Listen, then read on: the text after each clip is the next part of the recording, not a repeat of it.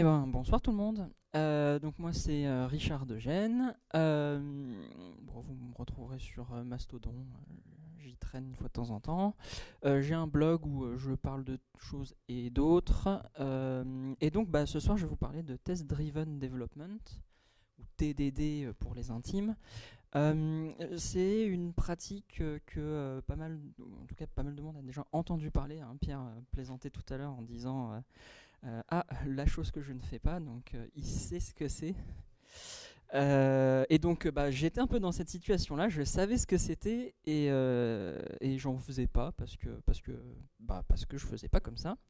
Et j'ai décidé de m'y mettre il y a quoi 6 mois de ça, grosso modo, et ça s'est vachement bien passé, donc je me suis dit que j'allais vous présenter un petit peu comment ça avait fonctionné. Donc au sommaire, je reviens vite fait sur les définitions, qu'on soit tous sur la même page, et je vais vous parler de comment je fais ça au quotidien et ce que j'en ai pensé, donc bénéfices, limitations, ce genre de choses. Voilà.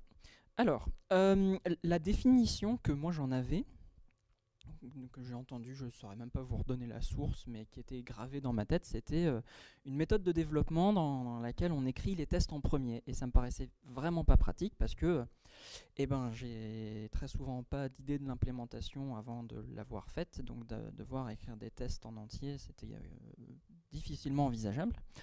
Mais en réalité, cette définition, elle est au mieux imprécise, voire complètement fausse.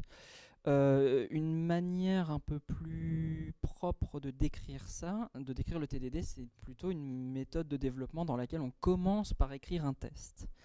La définition qui est le plus souvent acceptée, c'est en fait un cycle de développement dans lequel on commence par écrire un test et on s'arrête dès que le test échoue, dès qu'on a la moindre erreur, on se dit stop, le test ne passe pas, je m'arrête. Et j'écris le code minimal, le code le plus simple, le plus bête, le plus bateau possible qui fait fonctionner le test. Et à la seconde où le test passe à nouveau, je m'arrête. Éventuellement, je refactor si je veux mettre un peu au propre, retraper 2-3 trucs. Et je recommence. Et je repasse sur mes tests où j'écris le test suivant. Et dès qu'il passe rouge, j'arrête d'écrire le test. Je repasse au code, et dès que le code fait fonctionner le test, voilà. Donc en fait, c'est pas réellement qu'on commence par les tests, c'est plutôt une espèce d'aller-retour très rapide dans une boucle très très courte où on écrit les deux en même temps. C'est juste qu'on utilise le test comme démarreur, quoi. C'est lui qui lance le bazar. Voilà, donc ça se passe vachement bien. Je pense que ce qui est important, la partie vraiment importante dans mon expérience et ce qui fait que c'est agréable, c'est de bien insister sur l'outillage, être bien installé pour travailler en TDD. Donc là, vous avez un exemple tout à fait concret de la manière dont j'organise mon espace de travail. Je travaille sur 2 écrans, et donc vous avez à gauche mon éditeur qui est coupé en 2, où j'ai face à face le code et les tests. Et ensuite, sur mon autre écran qui est sur ma droite, donc, j'ai une autre fenêtre avec une console qui fait dérouler les tests en permanence. Et voilà, ça me paraît super important, vu on va le voir, on fait vraiment des allers-retours toutes les quelques secondes, quelques dizaines de secondes. Donc d'avoir les deux, le code et les tests face à face et accessibles rapidement, c'est vraiment, vraiment essentiel. Et d'avoir les résultats de test aussi tout le temps en visuel, c'est vachement important. Un autre outil qui est extrêmement important pour bien travailler en TDD, selon moi, c'est d'avoir un bon framework de test unitaire, et en particulier de bien le maîtriser. Alors moi je travaille au quotidien en Ruby, et Ruby a de manière tout à fait objective le meilleur framework de test unitaire que je connaisse, en RSpec, qui est vraiment très agréable à utiliser. Je pris une minute pour en chercher quelques-uns dans 2-3 langages, donc JavaScript par exemple à Jasmine et Jest qui sont sympas, Python a des choses, Java aussi. Enfin, un framework de test unitaire, vous allez en trouver dans tous les langages imaginables. Mais c'est vraiment important de bien le connaître, de bien le maîtriser, d'être compétent dessus, puisque c'est littéralement la moitié du travail. En particulier, j'ai noté tout ce qui touche au mock, la gestion des fixtures et ce genre de choses. Je me suis rendu compte que même si ça faisait 7 ans que j'utilisais RSpec, j'ai appris en une année énormément de trucs quand je me force à écrire des tests unitaires qui sont vraiment complets.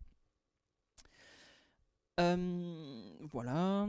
Ah oui, et OCaml a Alcotest, que je trouve absolument formidable.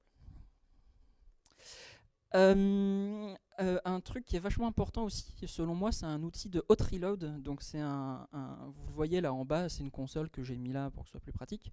Mais vous voyez qu'en fait c'est un outil qui lance les tests dès que je sauvegarde un fichier. Et plutôt que de lancer toute la chaîne de tests, ça lance que les tests du fichier en cours. Et à mon avis, ce qui est vraiment important quand on fait du TDD, c'est de réduire ce temps de boucle entre le moment où je fais un changement et le moment où je vois les effets du changement. Donc là, j'ai vraiment mes tests qui tournent comme ça en permanence à côté. Et dès que je fais un CTRL S, que j'écris quelques lignes, je sauvegarde tout le temps. Et je vois tout le temps les erreurs, les problèmes de syntaxe, les trucs, les machins. Donc Ruby à garde, j'ai pas pris le temps de farfouiller dans les autres langages, mais vous imaginez l'idée. Un outil de génération de données qui est vachement important aussi, parce que comme on écrit beaucoup de tests, ça me paraît... j'ai découvert dans mon expérience que ça me semblait important de randomiser au maximum les tests, d'éviter d'avoir des données hardcodées dedans.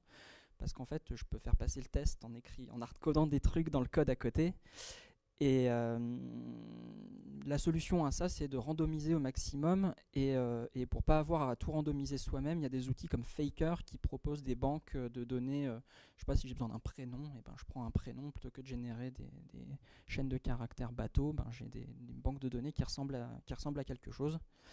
Donc ça me permet d'écrire des trucs comme ça. Si j'ai besoin d'un nombre, j'utilise la bibliothèque standard, mais si j'ai besoin d'une phrase, je peux faire du lorem ipsum, et si j'ai besoin d'un username, ben je peux générer des données qui ressemblent au monde réel rapidement. Un outil de construction d'objets qui est très pratique aussi. Alors Ruby a FactoryBot, Python a FactoryBoy, qui est en fait inspiré de FactoryBot.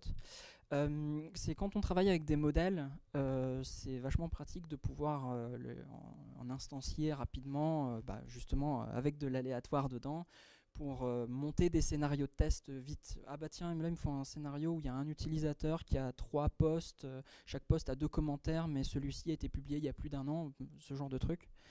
Donc des outils comme FactoryBot, c'est vachement bien. On donne le nom de la classe qu'on veut, on précise les champs dont on a besoin et quelle valeur on veut mettre. Et on a derrière une syntaxe, vous voyez là juste en bas, une syntaxe qui permet vite fait de générer un utilisateur qui aura un nom aléatoire, un mot de passe au pif et une phrase en lorem ipsum comme biographie. Et comme ça, on peut générer un tas de données très rapidement. Je vous donne un petit exemple pour vous montrer à quoi ça ressemble dans la vraie vie. Donc là par exemple c'est une classe user, donc je commence par écrire un test dans lequel je dis que je vais décrire une classe qui s'appelle user. Là immédiatement ça plante parce que en fait, le test ne connaît pas la classe user, donc je m'arrête, je n'écris plus de test, je passe au code et je crée une classe user qui ne contient rien. Le test passe parce que la classe user il la connaît, donc c'est bon, super, cool. J'arrête d'écrire du code, je repasse au test. Je commence en disant que voilà comment j'initialise un utilisateur, je vais lui donner un âge, l'âge je prends un nombre au pif entre 0 et 100, et là ça plante parce qu'il ne sait pas comment initialiser un utilisateur, il n'y a pas de constructeur en face. Donc je retourne au code, je fais un constructeur bateau qui prend juste un paramètre histoire que ça fasse taire l'erreur, grosso modo, ça repasse, je m'arrête, je retourne au test. Et là, j'écris, je continue d'écrire des tests jusqu'à ce que ça plante. Donc, je voudrais tester une méthode qui va s'appeler major, point d'interrogation. Et donc, je crée un premier contexte. Quand il est mineur, donc quand il a moins de 18 ans, je mets âge, je peux faire comme ça. Quand l'âge est inférieur compris entre 0 et 18 exclu, je m'attends à ce que ça renvoie false. Ça plante parce qu'il ne connaît pas de méthode qui s'appelle major, donc je crée une méthode qui s'appelle major. Ça plante toujours parce que ça renvoie nil alors qu'il s'attendait à ce que ça renvoie false. Je mets false. Et là le test passe. Je sais que c'est pas bon, je sais que c'est faux, mais le test passe, donc je m'arrête d'écrire du code et je me force à écrire un test où cette implémentation-là, on se rend compte qu'elle n'est pas suffisante. Voilà, je vous fais un peu de place. Donc je mets un nouveau test dans lequel je prends ce coup-ci un âge qui est supérieur à 18 et je m'attends à ce que ce soit vrai. Et donc maintenant ce test la plante parce qu'évidemment moi je renvoie false. Et donc là, il y a un moment, j'ai plus le choix, donc j'enregistre l'âge du constructeur dans une variable et je la compare à 18 pour savoir si c'est correct. Et donc là, mes deux tests passent. En général, je rajoute un troisième test pour le cas limite, juste histoire d'être sûr, mais voilà un peu l'idée. Donc vous avez vu, juste pour écrire littéralement une ligne, parce que j'avais qu'une comparaison à faire, j'ai un test qui est complet, et puis il y a eu 5 ou 6 allers-retours entre mes tests et mon code. Voilà. Donc voilà à quoi ça ressemble, et j'écris vraiment, je m'efforce d'écrire l'immense majorité, si ce n'est tout mon code comme ça depuis plusieurs mois, et ça marche super bien. Les bénéfices que j'en ai tirés, alors j'avais prévu à la base de faire une petite analyse où je cherchais dans mes commits passés le taux de bugs, ce genre de machin, mais j'ai pas eu le temps. Donc vous aurez mon ressenti, mes impressions. Clairement, la chose qui me paraît le plus important, c'est que désormais j'ai confiance en mes tests. Quand je sais qu'ils passent, c'est que j'ai bien fait mon boulot. Couverture totale, forcément, puisque j'écris que du code pour faire passer les tests. Et quand j'ai besoin de refactoriser, pareil, j'ai confiance en mes tests. Donc quand je touche à des trucs, que je sors machin d'une classe ou que je retravaille des méthodes en interne, que j'optimise des machins, tant que les tests passent, je sais que tout va bien. Dès que les tests passent plus, je sais que tout va pas bien. Et j'ai vraiment cette sensation de quand c'est fini, quoi. Je vais pas à la chasse aux bugs, je vais pas à la chasse aux trucs que j'aurais pu oublier. Je sais que je suis bien, quoi. Et un autre avantage que j'avais pas anticipé, c'est que en réalité, comme on écrit à chaque fois le code le plus simple possible pour faire passer le test, je me prends moins la tête. Et donc je m'en retrouve avec une implémentation qui est très largement simplifiée. Vous avez peut-être déjà entendu parler de ces principes comme Keep it simple stupid ou You ain't gonna need it, quand vous over-ingénierez des trucs et vous commencez à partir dans des design patterns parce qu'il faut recracher ce qu'on a appris en cours il y a 15 ans parce qu'on les connaît et machin truc. En fait, en général, je me rends compte que j'écris du code plus simple, qui est à la fois plus lisible, plus maintenable, plus évolutif. Je me retrouve pas coincé avec développer de patterns entassés les uns sur les autres, et c'est très agréable. Quelques limitations, je pense quand même qu'il y a une courbe d'apprentissage. C'est une autre manière de faire, c'est une autre approche, et il faut s'efforcer, quoi, au début à se dire ah non, mais là il manque juste un test pour vérifier que c'est pas nul ou je sais pas quoi, je vais juste le mettre comme ça. Non, stop, on s'arrête, on fait le test et on rajoute le machin. Ça demande un vrai effort sur soi de pas se dire oh, je rajoute un petit truc vite fait. Et ensuite, des fois, des limites inhérentes au framework de test. Quand on est dans des cas un peu plus compliqués, on peut... je regarde, il est où Emric, il est caché là-bas. Parce que on s'est tous les deux posé une colle cette semaine où il y avait une méthode un peu galère à tester.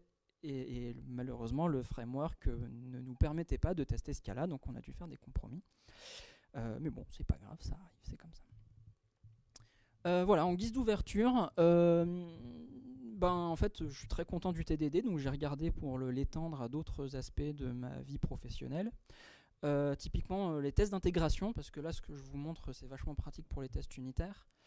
Pour du test d'intégration, vous avez d'autres méthodologies comme le BDD où on écrit, on commence par le test d'intégration et tant qu'il plante, c'est que la feature n'est pas finie et en fait on bascule en TDD pour réaliser l'implémentation et on valide que l'implémentation est correcte en remontant au test d'intégration qu'on aura écrit au tout début. Vous avez même une extension de ça qui s'appelle Documentation Driven Development, qui est vachement sympa quand vous travaillez en équipe parce que du coup vous établissez le contrat de service de votre une API par exemple, avant même de bosser sur le code, vous dites au front, voilà à quoi va ressembler l'API, et en fait vous écrivez la doc, et tant que votre API ne se comporte pas comme la doc, c'est que vous avez encore du boulot. Donc voilà, très, très sympa, et puis ça amène aussi, on fait les choix d'architecture très différents quand on pense au end user, à l'utilisateur de l'API, plutôt qu'au choix technique en premier. Et il y a même des choses qui existent beaucoup plus macro, genre sur la gestion de projet, où il y a des choses comme, j'ai vu, test-driven work, ou acceptance stress driven development, où en fait on étend la même idée, mais à la gestion de projet, où on demande au client d'écrire ses tests. En fait, au lieu de faire le boulot et de dire, une fois qu'on a fait le boulot, de demander au client de valider, de recéter, de dire est-ce que ça vous convient, de demander au client qu'est-ce qui vous convient, et ensuite on implémente et on garde cette boucle pareil. Une fois que les tests passent, on leur demande des changements et on livre pas tant qu'on n'a pas résolu les changements, etc. Sur le gong. Fantastique. Merci beaucoup.